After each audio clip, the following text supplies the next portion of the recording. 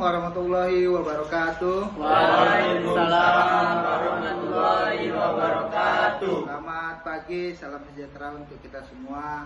Kami akan menjelaskan ataupun mempresentasikan dari kelompok 5 yang berjudul Industri Kelapa Sawit. Perkenalkan, sebelumnya nama saya Dimas Antama. Nama saya Muhammad Irfan. Nama saya Galuh Robert Pratama. Nama saya Raffi Alex. Nama saya Tridewangga. Nama saya Muhammad Raihan. Nama saya Kurniawan Afandi. Nama saya Muhammad Adrian Lubis. Nama saya Mas Huri. Nama saya Indra Maulana. Akan menjelaskan bagaimana sih tentang industri kelapa sawit itu. Mari sama-sama kita tonton. Ya, industri kelapa sawit merupakan salah satu sektor yang memiliki peranan penting dalam perekonomian suatu negara. Sejak revolusi industri, transformasi masyarakat agris ke industri telah mengubah cara hidup manusia dan meningkatkan produktivitas secara signifikan di era globalisasi saat ini. Adapun tujuan penyampaian dari makalah kami ini yaitu yang pertama yaitu mengubah bahan mentah menjadi produk jadi, yang kedua yaitu menyediakan pekerjaan bagi masyarakat, yang ketiga berkontribusi terhadap produk domestik bruto atau PDB, yang keempat mendorong penelitian dan pengembangan untuk menciptakan produk dan proses yang lebih efisien dan ramah lingkungan. Yang kelima yaitu menyediakan barang dan jasa, yang keenam mendorong pembangunan infrastruktur, dan yang terakhir yaitu mengedepankan tanggung jawab sosial dan lingkungan masyarakat. Selanjutnya masalah yang akan dihadapi yaitu yang pertama persaingan global, yang mana bersaing dengan produk impor yang lebih murah dan berkualitas tinggi, dan yang kedua yaitu inovasi teknologi, yang ketiga sumber daya manusia, yang keempat berkelanjutan lingkungan, yang kelima pemasaran dan distribusi, yang keenam regulasi dan kebijakan pemerintah, dan yang terakhir yaitu kualitas produksi. Adapun landasan teori pada makalah kami, yang pertama adalah industri kelapa sawit, yang kedua proses produksi minyak kelapa sawit, yang ketiga lean manufacturing dalam industri kelapa sawit, yang keempat Six Sigma untuk peningkatan kualitas, yang kelima manajemen rantai pasok di industri kelapa sawit, yang keenam dampak lingkungan dan keberlanjutan, yang ketujuh teknologi dalam peningkatan efisiensi dan kualitas. Ya, selanjutnya pembahasan persaingan global. 1. Analisis kelemahan dan kekuatan industri lokal. Yang kedua, peningkatan efisiensi melalui teknologi dan otomasi. Yang ketiga, penerapan strategi lean manufacturing.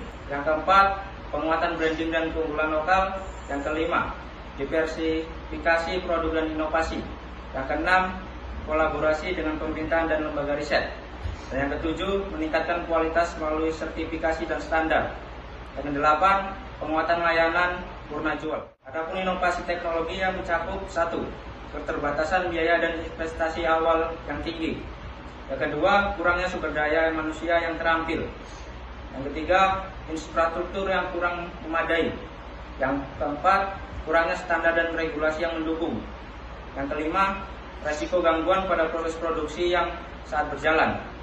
Dan yang keenam, kurangnya kesadaran akan manfaat jangka panjang. Yang terakhir, dampak sosial dan lingkungan. Selanjutnya kita masuk yang ke C, sumber daya manusia. 1. Pelatihan dan pengembangan keterampilan teknis. Yang kedua, program kemitraan dan investasi pendidikan. Yang ketiga, program magang dan pelatihan di tempat kerja. Yang keempat, adopsi teknologi untuk meningkatkan efisien dan tenaga kerja. Yang kelima, program sertifikasi keterampilan. Yang keenam, pengembangan teknologi ahli melalui pelatihan. Adapun keberlanjutan lingkungan, yang pertama investasi praktik pertanian berkelanjutan. Yang kedua, pengurangan emisi gas rumah kaca. Yang ketiga, penanaman pohon dan pemulihan hutan. Yang keempat, penerapan sistem sertifikasi keberlanjutan. Yang kelima, pengelolaan limbah yang efisien. Yang keenam, keterlibatan masyarakat lokal. Adapun landasan teori pemasaran dan distribusi. Yang pertama, analisis pemasaran dan segmentasi. Yang kedua, pengembangan produk yang inovatif. Yang ketiga, penerapan strategi branding yang kuat. Yang keempat, optimalisasi saluran distribusi. Yang kelima, pemasaran digital dan media sosial. Yang keenam, program Corete sosial. Selanjutnya yaitu regulasi dan kebijakan pemerintah. 1. Kebijakan pertanian dan perkebunan. 2. Regulasi lingkungan dan keberlanjutan. 3. Insentif dan subsidi pemerintah. 4. Perdagangan internasional dan kebijakan ekspor. 5. Dampak terhadap investasi asing. 6. Pertumbuhan ekonomi lokal dan pemberdayaan masyarakat. 7. Tantangan dan dampak negatif. 8. Kolaborasi antara pemerintah dan sektor swasta. Selanjutnya kualitas produk. 1. Pengembangan standar kualitas produk. 2. Pelatihan dan pemberdayaan tenaga kerja. 3. Adopsi teknologi modern. 4. Sistem manajemen rantai pasokan yang efisien. 5. Pengendalian mutu yang ketat. 6. Penerapan praktik pertanian berkelanjutan. 7. Inovasi produk dan diversifikasi. 8. Kolaborasi dengan pemangku kepentingan. Adapun analisis, yang pertama persaingan global, yang kedua tren pasar global, yang ketiga kebijakan perdagangan internasional, yang keempat isu berkelanjutan dan lingkungan, yang kelima strategi perusahaan. Selanjutnya kita masuk ke inovasi teknologi. Yang pertama, pendahuluan. Industri kelapa sawit merupakan salah satu sektor yang paling penting dalam perekonomian global, terutama bagi negara-negara penghasil seperti Indonesia dan Malaysia. Teknologi yang diterapkan dalam industri kelapa sawit dan dampaknya terhadap produktivitas dan berkelanjutan. Yang kedua yaitu teknologi pemulihan tanaman. Inovasi dalam pemulihan tanaman merupakan salah satu langkah awal yang penting untuk meningkatkan produktivitas kelapa sawit. Yang ketiga yaitu teknologi pertanian presisi. Teknologi pertanian presisi melibatkan penggunaan alat dan sistem memungkinkan petani untuk mengelola sumber daya secara lebih efisien. Selanjutnya yang keempat yaitu otomatisasi dan robotika dalam proses pengolahan. Inovasi teknologi juga merambah ke tahap pengolahan kelapa sawit. Penggunaan otomatisasi dan robotika dalam proses pengolahan minyak kelapa sawit dapat meningkatkan efisiensi dan konsisten produk. Yang kelima yaitu bioteknologi untuk pengelolaan limbah. Salah satu tantangan yang dihadapi oleh industri kelapa sawit adalah pengelolaan limbah. Inovasi bioteknologi seperti penggunaan mikroorganisme untuk mengelola limbah cair dan padat dapat mengurangi dampak lingkungan dari industri ini.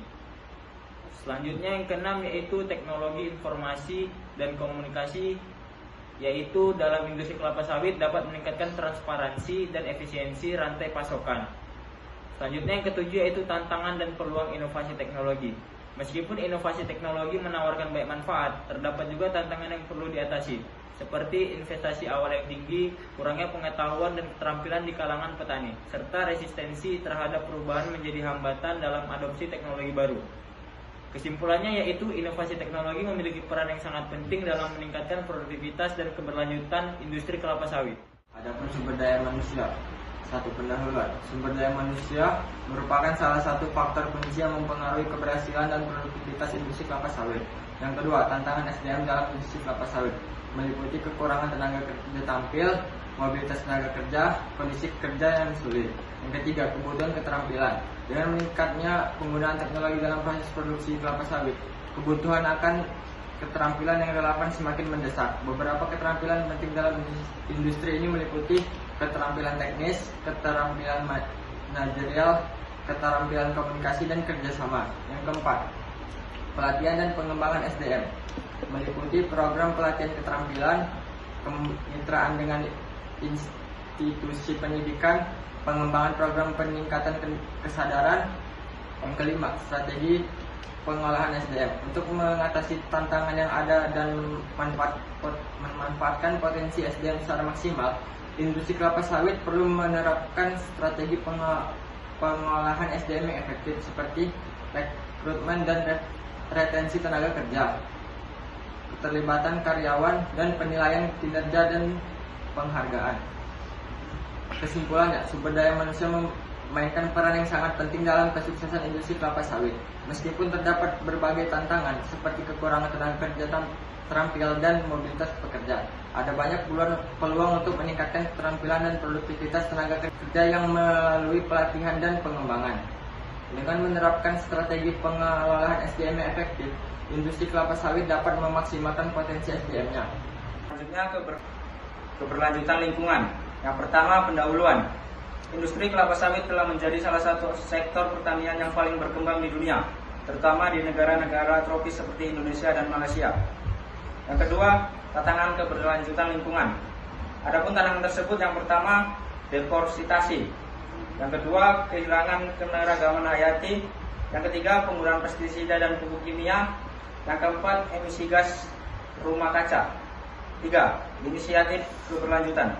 Dalam menghadapi tantangan tersebut, banyak perusahaan kelapa sawit dan organisasi internasional yang mengembangkan inisiatif keberlanjutan. Antara lain, 1. Sertifikasi keberlanjutan. Yang kedua, penggunaan teknologi ramah lingkungan. Yang ketiga, praktik agroforestry. Keempat, praktik terbaik untuk keberlanjutan lingkungan.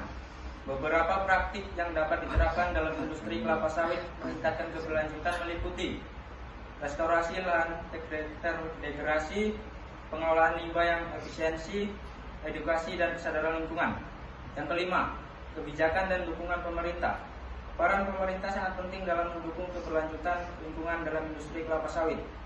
Kebijakan pengelolaan sumber daya alam yang berkelanjutan, pengaturan penggunaan lahan, dan insentif bagi perusahaan yang menerapkan praktik ramah lingkungan dapat mendorong industri beradaptasi dengan lebih baik. Kesimpulannya adalah keberlanjutan lingkungan dalam industri kelapa sawit adalah isu yang kompleks dan memerlukan perhatian serius dari semua pemangku kepentingan. Meskipun tantangan seperti deforestasi dan kehilangan keanekaragaman hayati yang tetap ada, inisiatif keberlanjutan yang sedang dikembangkan dan praktik terbaik yang diadopsi dalam membantu minimalkan dampak negatif terhadap lingkungan. Dengan kerjasama yang baik antara pemerintah, industri, dan masyarakat, industri kelapa sawit dapat kontribusi pada pembangunan keberlanjutan dan perlindungan lingkungan yang lebih baik. Selanjutnya, kesimpulan daripada makal kami yang pertama, yaitu industri kelapa sawit merupakan salah satu sektor yang sangat penting bagi perekonomian global, khususnya bagi negara-negara yang penghasil utamanya seperti Indonesia dan Malaysia dengan kontribusi yang signifikan terdapat produk-produk domestik dan ekspor serta menyediakan lapangan kerja bagi jutaan penduduk. Industri ini berperan penting dalam pengentasan kemiskinan dan meningkatkan kesejahteraan masyarakat. Namun halnya pertumbuhan pesat industri kelapa sawit tidak lepas dari berbagai tantangan. Dan untuk memastikan daya saing produk kelapa sawit di pasar internasional, penting bagi produsen untuk meningkatkan kualitas dan memenuhi standarisasi keberlanjutan. Sertifikasi seperti Routable on Sustainable Palm Oil atau RSPO, Indonesia Sustainable Palm Oil atau ISPO. Dengan mengedepankan keberlanjutan, transparansi, dan tanggung jawab sosial, industri kelapa sawit tidak hanya mampu memenuhi permintaan pasar global yang terus sangat meningkat, tetapi juga dapat memberikan dampak positif bagi lingkungan dan masyarakat. Dan berikut beberapa saran yang mungkin dari makalah kami sampaikan. Yang pertama, berdasarkan analisis dan pembahasan tentang industri kelapa sawit, berikut beberapa saran yang harus diterapkan. Yang pertama, peningkatan praktik pertanian berkelanjutan. Yang kedua, penguatan regulasi dan penegak hukum. Yang ketiga, investasi dalam teknologi dan inovasi. Yang keempat, edukasi dan pelatihan. Yang kelima, peningkatan ketertiban masyarakat. Yang keenam, promosi dan pemasaran produk berkelanjutan. Yang ketujuh, monitoring dan evaluasi berkelanjutan. Dan sekian daripada hasil presentasi dari kelompok kami, kelompok 5. Kesepian tanpa kekasih, cukup sekian dan terima kasih. Kami ucapkan Assalamualaikum warahmatullahi wabarakatuh. Teknik, satu.